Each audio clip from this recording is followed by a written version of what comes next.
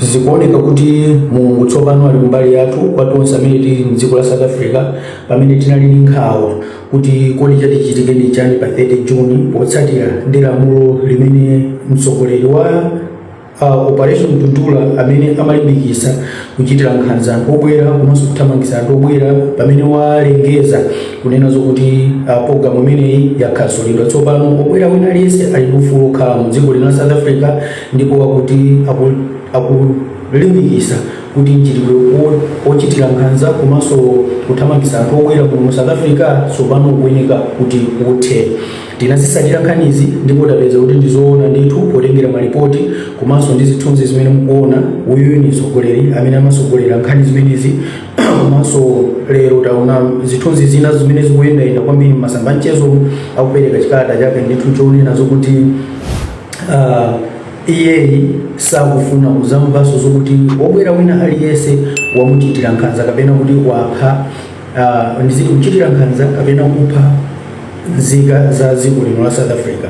Ndipo akuti pakazapezeka kuti munthu wina aliyense waphedwa iwowa azatengapo gawo lalikulu kapena kuti xenophobia imeneyi azayiyambisanso. Ndiye kwatonse amene tinali ndi nkhawa kumanena zokuti chatichitike ndi chani pa 30 potsatira mwina anthu ambiri tili ndi katundu ochuluka kwambiri kuno ku South Africa ndi nthawi tsopano kuti timasuke tikhalemo masuka komabe tisamasukire kuyayi kuno kusikuti mpaka kumakhala ndi zikatundu zambirimbiri kumadera nazo nkhawa nyengo imeneyi ikakhala kuti ikubwera chifukwa kunoko ndi kwa ini yake nthawi ina iliyonse zikhoza kuyambika ngakhale pano kuonera zoti zapangidwa khanso koma nthawi ina iliyonse zikhoza kuyambikanso. Ndiye tiyeni ndithu tikumbukire kumuzi tizikumbukira kumuzi nthawi zonse kupanga china chake kumuzi kuja ncholinga chokuti tsiku lina tizabwereranso pa nyumba kapena izi zitakhala kuti zayambikanso tizabwerere pa nyumba mosavuta. Komano nkhani ndi kuti zapatete zija tsopano zakhasulidwa tiyeni tikhale mumasuka kwina kulikonse kumene tili monga mmene mukuoneramu kuzithunzimu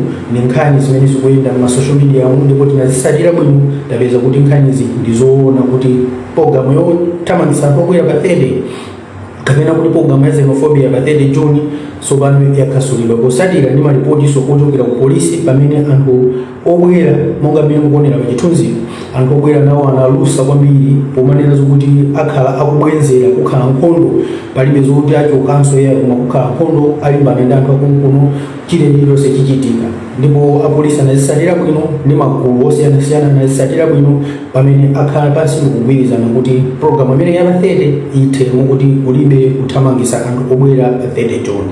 Kwina kulikonse kumene muli kana mumasuka kwina kulikonse kumene muli osakhala ni mantha yayi koma ngakhalibe anenazo kuti pakapezeka kuti anthu obwera apha nzika zakumkuno kuzavuta komanso anthu nawo obwera akufunsa kuti nanga bwanji iwo atakhala kuti aphedwa ni nzika zakuno chingazachitike ndi chani ndi mafunso amene akuyenda pakali pano. Dzina langa ndi Panguleni Malawi ndati tigawane izi mwachangu chifukwa chokuti pali anthu ambiri amene amadera nkhawa za programu imeneyi. Zikomo kwambiri. Thank you very much, my brother, and we are very peaceful.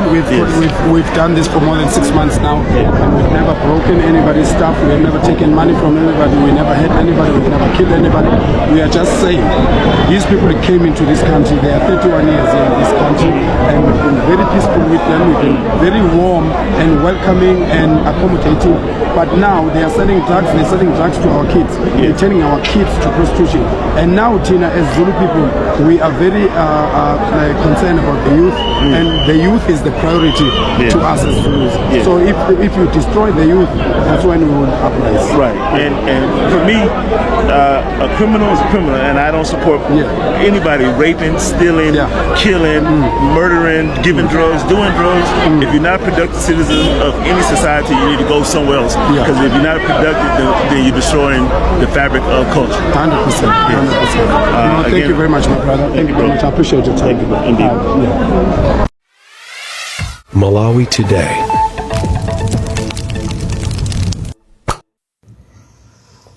Boma lavuta tungofuna tipangane update kuti boma lavuta kutheba kuno ndi tungofunika be kuti tizingokhala be osamala paja timangofuna kuti tiziziwisana makamaka ife amati makha mkepi muno timangofuna be kuti tingoziwisana choncho amene amakha ujubikiswa amakha kuti akuziwa sozambiriza kumeneko nde pano ndili pano funa ngokuti tingokumbusanapo kuti magazi nkhani ndomwe tinapangana ija kuti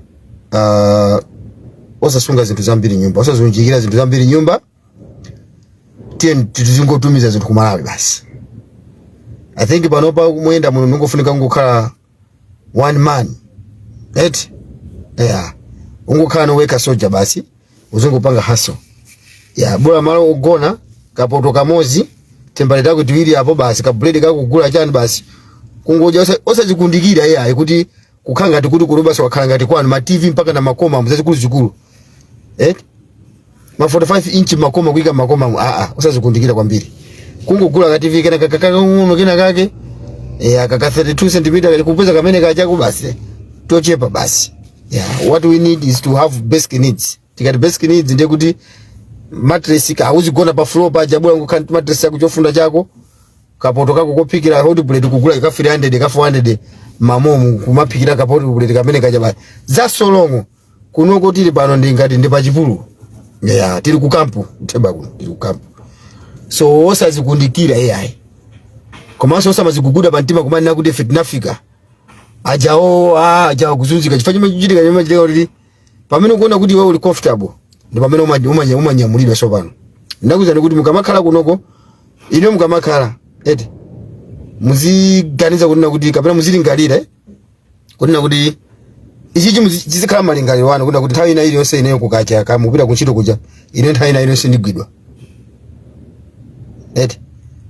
Chimene cho muzichika manda mwana kuti china chake chitatanga kuti ine ndikhoza kugwidwa. Nawo kamakhala ndi lingaliro limene no umakhala wokonzeka sumapanga bwana. Cape Town munavuta kwambiri makamaka ku Sea Point. Malo amene amati ndi hot spot ndi nsewu wopita ku Sea Point makamaka amacha kuti Main Road. Tikachoka pa Green Point bafika ku Sea Point pakati apa amavuta kwambiri even nthawi zambiri usiku chama 9:10 amapezeka kuti ayima pamene popo. Alright?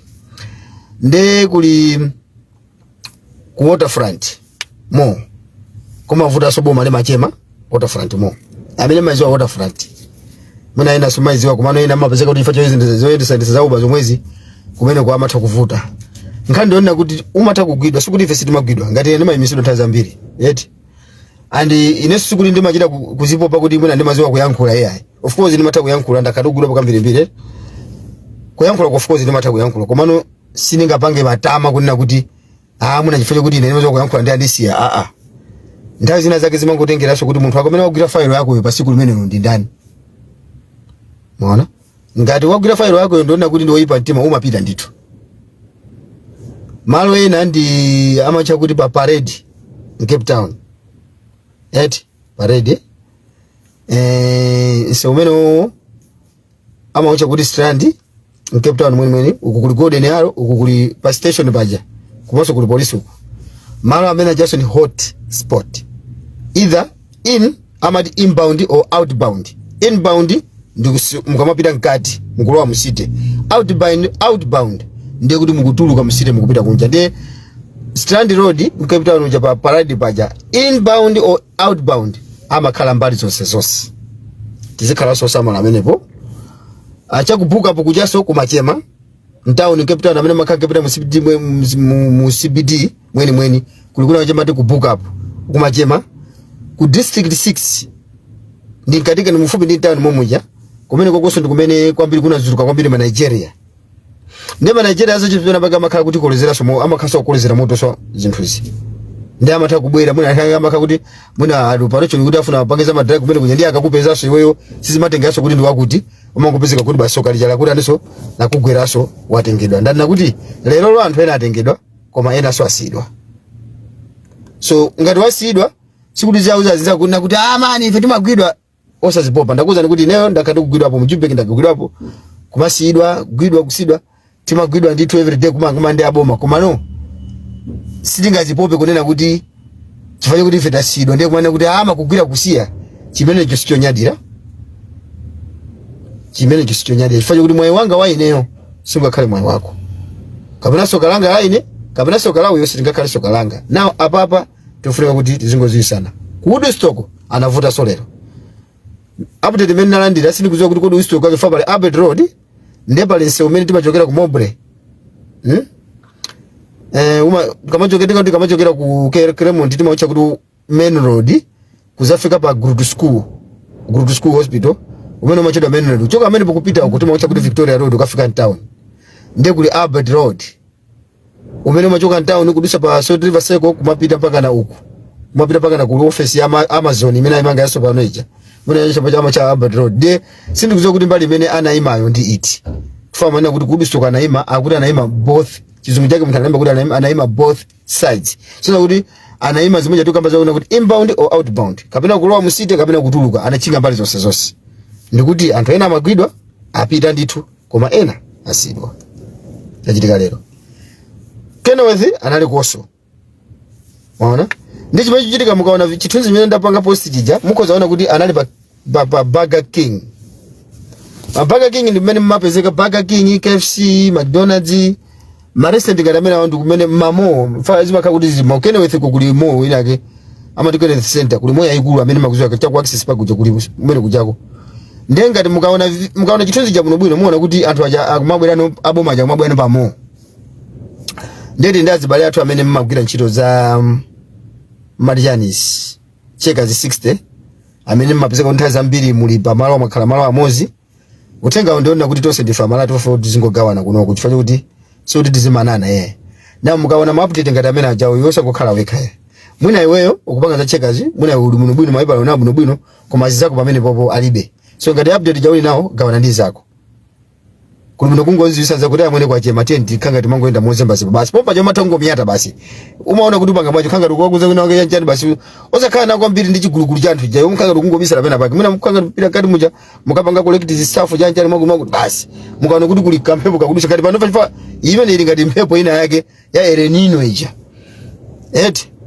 kapena meti nawe ija ya Cyclone Freddy ija ndi chimpepo choti chimakanga tichikungodusha ndithu ndi mphepo imene iyi kamadusa sisi kutengera kuti uli mbaliti ikoza kupeza kumene uliko so anyamata amene mapanga za Uber Eats kapena Checkers 60 TN tizikhani mosamala magroup amene makhalaja mukaona kuti chanchani kupena kungokanga tikupanga split komanso kuyankhula chiyankhulo chathu chikwambiri chichiwaja thuchi tisamachide wa kumachide kumvekera phokoso kwambiri pasi ndithu muna mwake tizioneka be muna mwake mwa decent be choncho kuti even munthu kupanga suspect uzikhala kuvutirako kumaoneka be muna mwake ngati wachitheba be choncho munthu wati unakhala kuteba kunoko mavalidwe yake mafuna mavala be mmene amavalira anthu awa tazambira mathango kuona maona kuti amakuona kuti wewe muna sino munthu ona kuti ukupanga zimene amapanga ukupanga force zimene amapanga kuma mukama uchita kuoneka kwambiri chimpanje choncho so imakhala kuti disadvantage imeneyo ngati muni license yaku Malawi amene maendera license yaku Malawi imene jaso ndi imakangani mukapanga invitation to ajama panga attract kwambiri ndi avoid malo amene amakonda kupezeka fantazi ambiri anthu amapezera kuonesa license jawo ndi waku Malawi mapepa la kuno at least ukakandi yeku South Africa unjaka ngoitenga na wese anthu ajama khala tuguludu ndi amati akakugwira mujaiti mwina yo jama takuona kuti munthu mwina ndi obwera koma ife kuti waonesa license yaku South Africa ndi imavindikira beza mbiri ndi amatango anzake ujama kha kuyanga naso kuyanga kuti license imene watenga chanditi ndi chamkona mudiso lapa kona chonchi amakha kuyanga na kuti okay license yaku South Africa basi amango basi go azilonga chili chonse chili bwino PDP ilipo chanchani amakusiya koma kayanga na choncho kuona kuti license imene ndi foreign iyo jamu zokuti kungopanga release sana fuzi zina ndizina azanga wandiukira fantazi zina pompa cha pamakhaso bali bwana wawo pati akupanga somo ndi pamene pachapo so amene tikuenda malasi yaku Malawi masadiki aja tipewe ma hotspot mene amakonda kupezeka kwambira bwa tisatenge ma chance mama Jupeki analemba pa Facebook bwa kuona kuti lo ujeni ya Metropolis akugira nje ndi amafusa kuona kuti kodi ukipita uneso kule Metropolis yes mama Jupeki Metropolis aliko amene wawa ndi strategic partner a Home Affairs they are well trained anaphunzira and therefore law jandito amapanga so study law they study law and also they do study za immigration nene makunda kuvera kwambiri ma updates ndazi ambiri ndifacha ke ndi information mene mavera nditumea wina kwa captain na amakamba zona kuti excuse me my guys ambira law enforcement anapita kupanga training ndapina kuyandikira kuti apange graduate anafurukuza zona kuti ambira law enforcement akupanga so training za immigration so that means amene on my strategic ama chipezungu ama my strategic partner kapena serikali amene azigwira nawo ntchito na Home Affairs so ali ndi mphamvu yoti akoza kugwira munthu kapanga handu so mukaona Metropolis kapena law enforcement nowadays muzapa saulemu family agenda amene agwira ntchito ndi Home Affairs so Majubeki yanga fusolano munafusa lejanda ndona kuti law enforcement akugwira ntchito komanso a Metro Police akugwira ntchito under law enforcement, right? Kunoko ku Cape Town kunali beko wa law enforcement au jana Metro Police kuma chifukwa kuti anthu amadanda ula kwambiri Western Cape zika zimanena kuti koma ife tikuona ngati kuti law enforcement sakutithandiza mwina itabwera Metro Police nde nkhani zina za deep za ndale sitikufuna kuti to deep nde chimene anapanga aboma anangopanga no kunoko Cape Town anangopanga introduction Metro Police koma kunali beko yayi nde magavana amene amaendera kwambiri amakhala ndi makaka a blue draft a blue ni mwa yellow nyama kamene wanditunde a Metro Police ajatona kuti ali ndi mphamvu yoti kugwira ndikakapanga refa ku Home Affairs most of the times amagwira ntchito ndi Home Affairs and china ndichonena kuti ineyo ndagwira poso nthawi ina komano Home Affairs inali itabisa la chapena pake nde panala traffic panala Metro Police wo anala law enforcement ndagwidwa momwe mwake ndaonesa zina zimene nazo kwa magazi wampa nagwidwa ndi Home Affairs gamura Home Affairs nabisa pena fa ayo ajama zozona kuti wasi yango ima pompa chapa pena akupanga operate paje lesenga na traffic jamuna kufuna zifusa ma fine kuti amike Home Affairs pompa jama zokuti anthu kuzomenya U-turn kutawa anthu amasika gala mulija kutawa so chimachitika kwambiri kuteba kunoko ndikusiyana ndi mayiko ena kunoko munthu amatha kutawa kana kuti watawa kamene ngada kutawira kuchira amamusiya amene kuthamangisa pokapoka ngati uli threat leseka ndi wokupa anthu kapena mwakuti ndi kuthamangisa koma nkhani za nomo kuteba kunoko zikachema kuti yanje kutawa samakuthamangisa fine ndaona apo ndi maso anga napo chakuna cho Philip Farm Home Affairs akuthamangisa anthu anathu azimayi jaja anathawira mchira ku Zimbabwe enake guys enake boma inangothamanga apo ndi kungwayangana nasiya ku Pretoria yaso zimene zinachitika so magazi enake anathamangisidwa koma amakhala ndi chakuchire kwenye anaenda kuchire magazi aku Mozambique anawuzana kuti ngati mukufuna represent kuno sana asatire so ya so ngati mwayi ulipo kuti ukutawa mbali wanga tawa ndithu dziko linosira kwathu yayi so zimene zozo mafana kuuza pangena update ndi zimene zozo kuti mamomu magazi mugwira mamomu tiyo ndipangeni split pali magazi enake ndithu amene amaunjikana mamomu ndikuona kuti malo ena sakumapezeka kumakhala ma hidden place. Let us do that. Kunokos, we are not here for ever South Africa.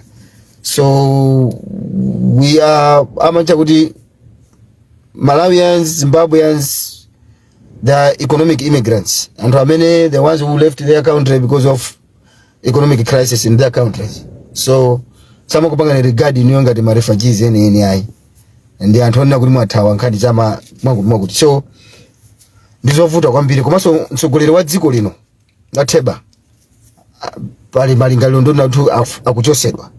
So ka crisis kalipo ndona kuti iyo jaso ali wiki kumbali ina. Yeah, chifukwa iyo jaso nayo kuona kuti kwaisi kumbali yake ku threat. Ndiye kuti zinthu zina ndi zina zikhala kuti isizi kupanga function bwino mphamvu zene zikukanga tikumuchepera ngati mtsogoleri wa dziko. Pamene pachima khangati kuti munthu apangidwa hijack sopa. Ngasi anthu azikazi zake zikupanga zoti achoke ndithu achoke. Ndipo ndithu magazi wa ku parliament ali choncho ndithu anthu asankhidwapo ndithu angapo ndithu ngatimu ndithu amene afuna kupanga mpichi bwana uja. So ndithu tuzonena kuti apapo sitingalilire kwa mtsogoleri kuti mwina ayankhulepo kanthu nayenso ali under attack. Yeah, apapo zinthu sizili bwino komabe ngati mpata ukupezeka kuti ukhoza kumapita kumpanje. It is better to leave before it is too late.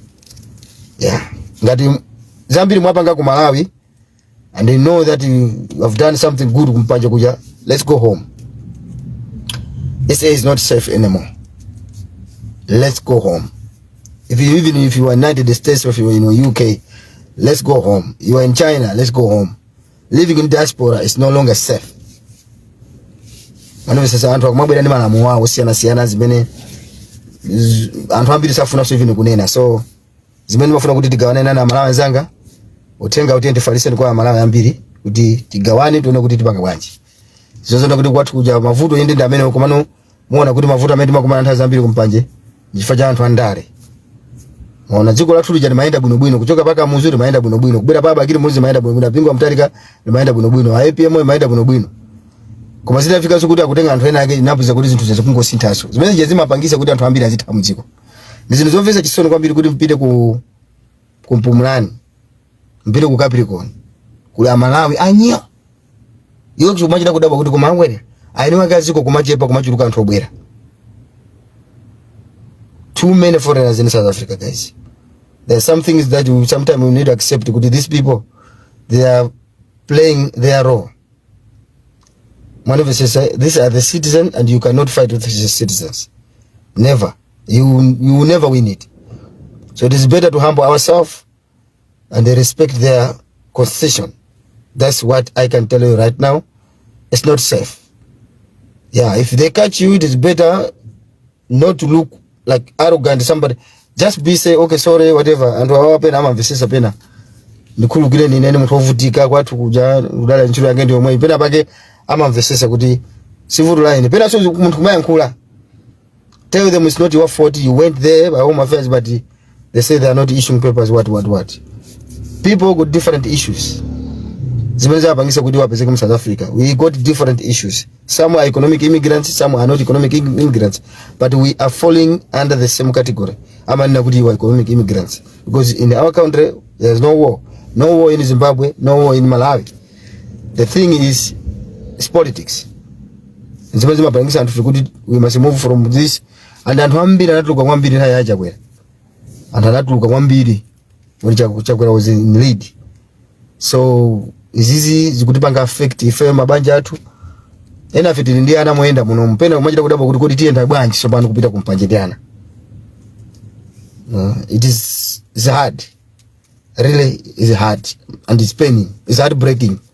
Chimene ninga kupempe yakuboma la Malawi, amene ninga kupempe njoni na kuti mkuyenera mutumize mabasi. Just send once. Zikamafika situation ngati mene kuendera hii tatumiza na mabasi. Mukamatumiza mabasi asafikire ku Joburg koka. For most of the times Malawi government ikamatumiza mabasi imatumiza ku Joburg koka. Kuiwala zoti kuli Cape Town kuli Durban. Muntu ngati akuvutika ali ku Cape Town. Do you think alipeza transport yaendera kuchoka Cape Town kufika ku Joburg? Muntu ngati akuvutika ali ku Durban. Do you think muntu yapeza transport kuchoka ku Durban kufika ku Joburg? Sizingateke. Antu akuyankula, antu akupempa nditu ofuna kwa bwino thandize na antu azipita ku Malawi. Antu people are not getting answers. Sakuyankidwa antu. Mwanivesesa antu ambiri amene matukwana antu amene anabwera ku South Africa kuno kumusiye kutukwana. Pali ma issues ambiri angapo amene amapangisa kuti antu azibwera ku South Africa kuno. Mwanivesesa ngati ine ndimachira kunena kuti ine otengedwa ku silikali nathamangisidwa. Victim ya ine yetu antu saba nevesa. I was recruited ku Malawi Defense Force kuti tinathamangisidwa nditu. Mwaona? So zimenje zimapangisa kuti muntu dziko lako lomwe kukukana ndiyo panga bwanji ndiyo muntu umayina kuti tani? Muntu umayina kuti uchoke. Sikuti ine ku South Africa kunoko ndakufuna kuti ndibwere. Ine nifana oblanta ine nimapanga hasu kuma kuna wewe unanga tukuwawidwa kuti ino chichonse chimene amafuna anthu andichi. Ena pombo kumatengedwa chifukwa chokuti amaziwana ni muntu andale. Kumachitika pati pamene popo.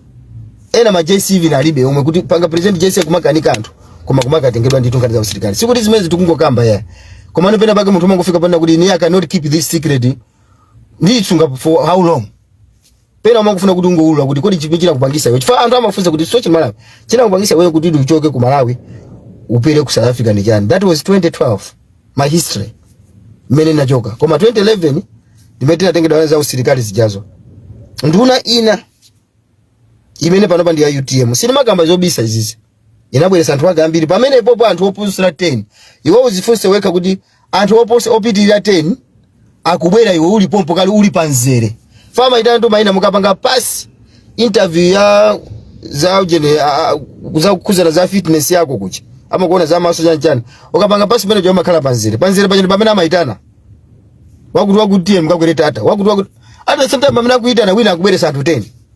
Ati akwa kumene konse watengedwa serikali. So singani zoni nimakamba. Koma nongani za ku serikali zijazo ndazambira mana kuti amatenga azibale yawo. There's another thing nimafuna kubanga na highlight anthu sikuti makazi zimene jema ndai zina zake ku serikali kuja. Sama ngotenga so munthu chisawa. Mwina because they didn't know me. Mwana vese kupanga so zina ndai zina. That's why I was fighting to make name. Sinafuna kuti ndiziteteza ndizibakira wina wake chifukwa kuti ndikubisa kopanga ndizikhala muchigoba no. Nimafuna kuti ndipange dzina anthu andiziwe kuti ine ndani. Zinthu zindikamapanga sikuti ndimangopanga ngati munthu wakasoma kugwira ntchito ya. Nimapanga for a reason kuti anthu andiziwe kuti munthu uja ndoyo. Mukandiona pena pake kuti we know this guy. Because ngati sukuziwika pa Malawi masiku alero, you can't be considered. So tamene yosi nimadziwika. Ine sima kama zo zaboza ngati masamba mma mziwa. masamba amene mamziwa wa serikali uja mupange share live yanga serikali amene mukuone mupange share ndiye he knows me ama niziwa komano iyo aje chifukwa na anthu oziwika sana serikali anatenga amasamba anatenga serikali ajina Dave Banda ajenda atama matenga anthu anapanga za audiero amene muli ku serikali you understand this what I'm saying pano pa sininga mabwera pango kamba izizi amene munapanga za audiero amene anapanga za boxing anali ndi advantage. And the same Masamba advised me kuti I should join the boxing. Kuti mwina next time ndapangidwe recruit. The same Masamba. You understand? So life is hard. Niwamu kama wana magazi alibu ya South Africa munomu kumaona ngati kuti basi anangobwera. Sikudi anangobwera. We have got different issues. In as many as abo makaundi kugira ndaza mbili makatu ofro. Even mjubek now zona kuda mwe victim. So it is very tough for me kuti ndikakale home. Koma right now I'm free man because the boma imene ilipo anthu amene ndikumata kuona ma cabinet ministers amene alipo ni anthu onena kuti sanga ndikomerere uli ndafuna zochita muneve sasa. So if any anthu onena kuti itakulira ma family onena kuti of course kanthu amene amagira mboma komano sikuti anali kuti apanga dzina ya. So right now you have to fight for yourself. People must know you. Ana timaika hapa kumapanga post atumana kuti sapange post azipanga affect mwana wako no. I've joined this politics I know kuti ndi risk. Come at the same time in politics more people are doing well. Mwana sasa baya akamulepo kalua mwana hoja ndi MP pano. So ana watucho mwana wanga ndikuenda kuti atwazimuziwa kuti mwana wa situation Malawi ndi uyu. Mwana sasa chivyo zimene mapanga pasi kuti malembana ndi makando kambera munthu. Komanso ine ndifuna kuti ino Malawi ndiziwe kuti ndi ine kuti ine ndi victim. Alright, so kuna kuti ndi my issues amene kuza kuti wewe victim wa politics kumalawa kuta tina yake chinakukhuza chimene chinapangisa kuti ubwere akakugwira anthu aja fotokoza kumbali yako uzauza ndito aineyo zinachitika zakuti ndipezeke kunoko even pila pakhote paja kwauze kuti ineyo zinachitika izi ndiye ngati pali benjira ina mina nditumizeni kwenda kuna wake kuti akanthandise they help you ama kusiya ndito ine mujube kana ndi center pango explain kani mene ibuna bwino analiza kuti tionesha umboni naonesha maumboni yanga alapo za udana ndiponya. So zima atika uli ulipa maweba ala kuma the way you are explaining to them it makes sense ama pezeka kuti anthu aja eventually akuti anikodi akusiya. So ngati muli ma victim pena muzia fotokozera anthu osango khala munthu basi ungokhala wamantha kuti boya akugwira basi kukufunsani kukanika kuyankha komanso ena muna chifukwa kuti chizungu chima kupeta ni kwambiri ma economic immigrants ndikuti economic immigrants ndi amene wathawa kwawo chifukwa cha mafuta azachuma eti ndio kuli ma immigrants ngati amene amachira kuti ma refugees most of the times akamata mziko mama kalibe zitupa pena ana amakhala ndi zitupa bwino koma ife kuti ukoko kwa ma options amene afuna kuti aphedwe ine am not safe. Ndi anthu aja amata kuona kuti apa ngabwanji situation yako ija amata kupanga rifa kwa anthu ena ake kana ine national ya kuti meyo situation yako mene ili upita hapo. That's how it works. So osa kukhala chete ngati pali vuto lina lake limene kuona kuti ino mukukumana nalo kuteba kunoko and you are not safe home. Right? It's not even my politician worker. Ndazi naze kama kama community wanu ko china jaki iwe suli safe. Suna banga chintu chona kuti iwe ukoza kupedwa. Koma iwe in generally you are not safe. Kwani uko explain. Auza anthu ndi anthu amamvesesa tu anthu. Osamatengera zimezi makala pa social media aziyai. Anthu watu no mvesesa pena peko ka fotokozera bwino comprehensively. Kwa fotokozera mpaka na ave they leave you. So if you are a victim, tell them you are a victim. You understand? Kungo kala jeda kula kuli mupezeka kuti basi mukungu kwela mjivene chimene cha mukupita.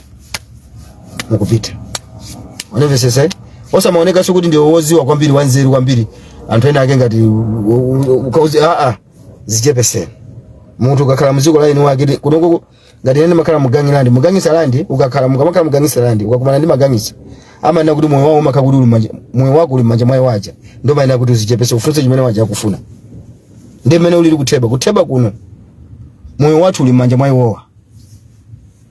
So boma la Malawi ndikupe mphani pano pa situation imene ili pano pa mkwena mutumize mabasi abwere ku South Africa right now because politics imene kupita ku South Africa kuno sizikhabu because anapanga involve ndi azungu ndipo anapanda kuza nikuti awafuna bwesa azungu ambira zapanga invest muteba muno pano pa Amazon ndikunena pano yakazikira na segura officer pano pa Amazon ili busy kumanga tena ngenda mpaka post hapa zimezungu sonje kuti kubwera ma investors ambiri kutoka maiko yena komandi akiwa ma CEO. So if you status yatu kwati kujako usiringa mokala muziko muno kumangu sasa muziko muno basi kana maka kusaka saka maganyi ya They need investors. Even in Zimbabwe right now, they are inviting my investors. And 5 million, 20 million US dollars are where they invest in Zimbabwe. This is not even only in South Africa, it is everywhere. They need rich people as investors. Kubwera mdziko. Zimbabwe, Nigeria, wherever in Africa. So it's not only in South Africa. Mwaneve sasa. So, pachifuka hizi, anthu ose akukandamira makumana ndi chipinjo. Then ukamba mobwereza kuti mabasi wabwere, basi ibwere ku Cape Town imozi. Basi ibwere ku Joburg imozi. Basi ibwere ku Durban imozi. Mabasi akamabwera pakwena kuti palengezedwe kuti mabasi wabwera liti. Ndiye muone kuti kodi basi mukaitumiza anthu sakwera amenemo. Anthu akwera. Azibwera ku Malawi. This is what government has to do right now before it is worse. Yeah, because anthu akumakhala mwache uche kuno kwa anthu anabwera ndi mafamily zawo kuona kuti mwina life ikhala bwino koma life pano pandi mene ilili sili so bwino. That's what I can say right now. Magazi mwayo ukapezeka kuti basi bwere osapanga state osawinya tiye ndikakwereni tizipita kuja ndi kwathu. Kukapirikoni ko mukamva zonna kuti basi abwera kuli anthu ambiri mungokhala palibe zonna kuti munthu akakuseka. Kuno kwa aliyensa kuziwa kuti basi zikuyenda. Kukapirikoni mwangozaza na kuchonchi. Mpumulani mwangozaza na mchonchi. Ngati mukuona kuti abwera basi jama pale update pitani mukakwere muzipita. Because once basi mene yabwera yamba kutenga anthu chance chimene chisumuza kana nacho ikangopita atani kodi yapita za kuna kuti ife tunatumiza basi yote kwera anthu 40 kumeneko sina bwere sumuna pezekeko. So if the government is showing kindness inyoshe mugenda kuti ai bwana kuti konda tendi kapa ngosa ti ai mwangu dancha komanzi popa bendiri kuno anthu azini mu South Africa pamene kuvutika pena uzikhala ndi tsogolo munthu chifukwa ukozo makakamira okha uteba ino ku Malawi anthu manena kuti boma lathu limalipira ndalama zochepa. Of course ndalama limalipira zochepa koma mukawerenga ma expenses amene ku South Africa it is the same ni munthu amene okhala kuti akhala Malawi. There's no different because for example masalari ambiri kuno kwa anthu amalekera ma 7,000 ukulanda 7,000 nyumba kulipira 3,500 eti ndiye ma groceries ukuyenera ukhale 2,000 pano pa ndi mbene zilili ma groceries ukuyenera ukhale 2,000 kuti ugule ma groceries kuti wewe kazi wako mwana muje mwana mwezi wonse munasopena mwezi wonse afika upeza kuti plus minus ndama kunyanga ma units of transport ndama mene kusana 5,000 1,000 chakuti ndama mene mukuti mutumize ku Malawi project ndiye mukupanga pacha pamene ku Malawi ko ndama yokaiwerengesa muna ni 100 chakuti 1,000 kama 200,000 ku Malawi ko kapeza ntchito kulanda akupasa 800,000 apena 700,000 ambiri so mapeza ku Malawi kuja kwa ambiri majority akukhala nyumba zawo ndio kumata kuona kuti amuna at least apapa it makes sense. Kapena kutama business yako maana kuti business yako ukapanga ukumapeza kuti mamba 2 weeks 3 weeks ukuweza profit ya 2 million. Pole kumata kuona kuti ku South Africa kumata kuona pira yako kujefa kuti ndalama yako kuipanga ku Malawi ija. Si ndalama yenu kuti kuchuluka mopiti ndiziko jandi lako komanso wali sukaso mache uche. So we need to focus kuna kuti kodi business yanji ndakanda pira ku Malawi kuno kapanga ni business yanji. Sikufasi ma business sources amene akubabulisa pino.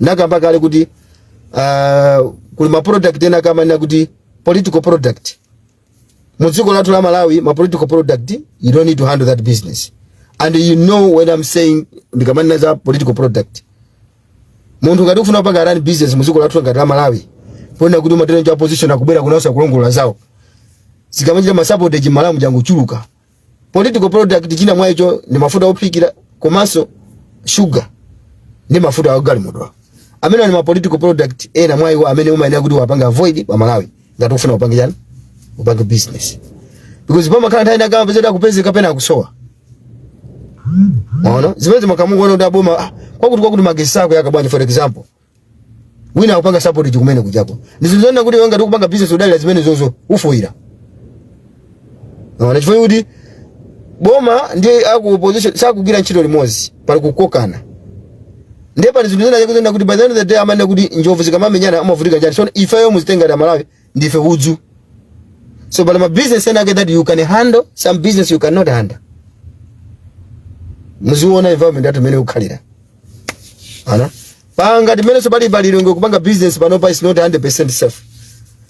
Because chimena kukonza IMCP chimena makonza tazambi chimaka za upandu. So mukafuna so panga business yani fandi kumbuka ntana akantu kuliongo watu ambiri analizo ma business yao. Kuli ma areas amene ali peace. chifukwa pa Lilongwe anthu amafuna zitenga ngati kuti basi ni political city most of the times, more especially magazi hapa Lilongwe amafuna zitamangisa anthu ena akadera. So I cannot advise you to run your business per central region because one day you uzalira ngati wewe sunalire uzembekezera kuti zizakuchitikira. So sunga khazikike pa Lilongwe kwenda kuti ufuna upange business. Ngati ufuna upanga business pa Lilongwe upange usegule business kuzomba, usegule kuzuzu, usegule ku brand aso. Ndiye pakasi hapa Lilongwe paja kuti zikhandi backup. Kuti apa kuti pakuyamba mapokoso wa magazi ndiye kuti uli ndi backup kuzomba kuja ndi backup ku brand on backup kuti.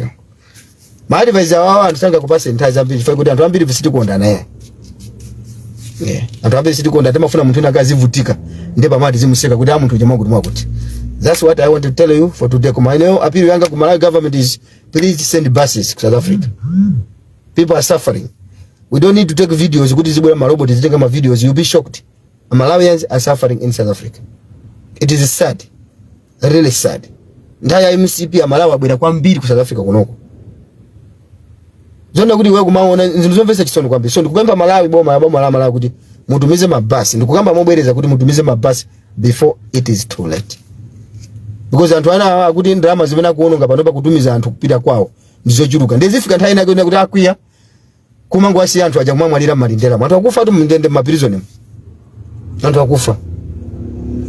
So nthawi zina zake timabwera live jonji kuti tingokupanga ni highlight. Kusiyana zonna kuti muzimva zonna kuti wakuti uja wafa. Wafera kundende. Ata mutenga boma ati ka BP na shooter anthu wakuti amwalira. Anthu okuzani alipo tumabwera jonji kuti we can do things. Listen afike sikulo. I'm trying like stopping things from happening. Yeah? Musala mvezi ndo ngati zimene zima breaking news kuti anthu akumwalira anthu akutenga ngati mene kuli kutera anthu ambira kudwala kumene kuja zikuchitika nje mwa kuti anthu amaja zinthu zakuja sakhala bwino andi mukuziwa kuti nakuti fene anthu kuti ndi anthu obwera sikuti chakuza chake akati pasi chano mweya ndizoopsa kwambiri komano we cannot judge because anthu amabwera kutheba chifukwa cha mavuto amene ali nawo. Mr. Christian Wadeje mukuti what if you tell them kuti masanduka ma gay, will they give you asylum? I don't know. There are some guys amene ma gay amapanga zimenezo komano kuti amafuna ipange review ka status yako kuti wewe ngati uli gay kuti kwanu akukukana ngati bana panga antitozicha ati ziwa anapeza maipa mosavuta ndiwe gay ku Malawi ndeziko lako likunena kuti sili kufuna chimene chaje ndi chifukwa chokwanira komanso mafuna zionesa proof masiku ano kuli social media ukoza kuonesa kuti mukuona pa you understand. So you cannot just come to South Africa when kuti am gay kuli magay ambiri ndipo zimene ziso zikutha mufashe zimene komanso munthu sungabwere kumana ama zimene zizo amene usali gay chifukwa chokuti kufuna mapepa la man, just be authentic man. Yeah, you don't fake it to make it another way. Tu bwana wanga tu Mr. Christian Wadeje, but thank you so much for the comments. This is what I had to share with you. Teba siri bwino china chose chikoza kuchitika panthawi inayo sasa zikumukambira ndapeta.